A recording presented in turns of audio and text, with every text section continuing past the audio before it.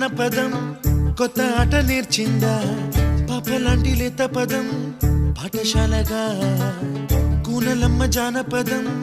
పల్లె దాటి వచ్చిందా చవళిల జానతనం పాట చూపగా కుంచెలో దాగే చిత్రాలు ఎదురొచ్చేలా అంతటా